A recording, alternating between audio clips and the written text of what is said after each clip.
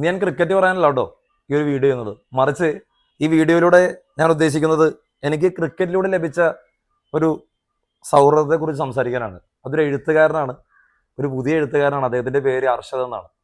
അദ്ദേഹം എഴുതിയ രണ്ടാമത്തെ ബുക്കാണെന്നാണ് എൻ്റെ വിശ്വാസം. ഇതിൻ്റെ പേര് ദോഷ ചരിത്രം എന്നാണ്. ഈ ദോഷ എന്ന് പറയുമ്പോൾ നമുക്ക് എല്ലാവർക്കും അറിയാം, നമ്മുടെ ദൈനംദിന ജീവിതത്തിൽ നമ്മൾ പ്രത്യേകിച്ച് ഒരു ട്രാവലർ ആണെങ്കിൽ നമ്മൾ ഏറ്റവും കൂടുതൽ പ്രാതലായി ഉപയോഗിക്കുന്ന ഒന്നാണ് ദോശ. ദോശയിലൂടെ നമുക്ക് വേറെ പ്രശ്നമൊന്നും സംഭവിക്കില്ല എന്നൊരു വിശ്വാസം കൊണ്ടാണ് അത്. സോ അർഷദ് ഈ ബുക്ക് ദോശ ചരിത്രം എന്ന് പറയുന്നുണ്ടെങ്കിലും ഇതിൽ ദോശയുടെ ചരിത്രമല്ല, മറിച്ച് ദോശയാൽ സംഭവിച്ച ഓരോ കഥയും സംഭാഷണവും അതുപോലെ തന്നെ ദോശയിലൂടെ ഉണ്ടായിരിക്കുന്ന ഓരോ വികാരങ്ങളും ഒക്കെയാണ് സംസാരിക്കുന്നത്. എന്ത് കാര്യവും സംഭവിച്ചു പോയാൽ അത് ചരിത്രമാണ്.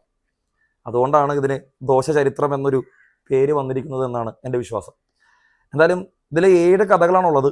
1 ദോശയെക്കുറിച്ചാണ്, 2 ദോശ കൊട്ടാരം, 3 ആമദോശ. ഇതാണ് എനിക്ക് എക്സൈറ്റിംഗ് ആയിട്ട് തോന്നുന്ന ഒരു ടോപ്പിക്, ആമദോശ. 4-മത്തത് മാവ്, ദോശമാവ്.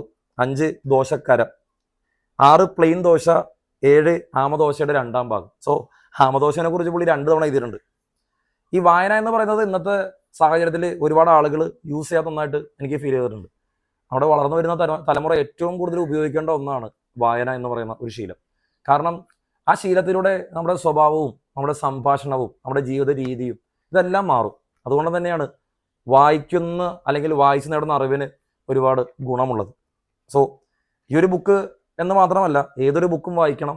എന്നാൽ ദോശ ചരിത്രം, ഈ അർഷാദ് എഴുതിയ നമ്മുടെ ദോശ ചരിത്രം എന്ന ബുക്ക് വായിച്ചും അത് വാങ്ങിച്ചും നിങ്ങൾ സപ്പോർട്ട് ചെയ്യണമെന്ന് ഞാൻ അറിയിക്കുന്നു. ഞാനിത് മേടിച്ചതാണ്, സമ്മാനമാണെന്ന് കരുതുന്നുണ്ടെങ്കിലും ഞാൻ ഈ ബുക്കിൻ്റെ ഈ ഒരു എമൗണ്ട് കൊടുത്ത് ഞാനിത് മേടിച്ചതാണ്. കാരണം അദ്ദേഹത്തിന് ഈ ഒരു പബ്ലിക്കേഷനിലൂടെ ലഭിക്കുന്ന ഗുണം അത് മാത്രമാണ്.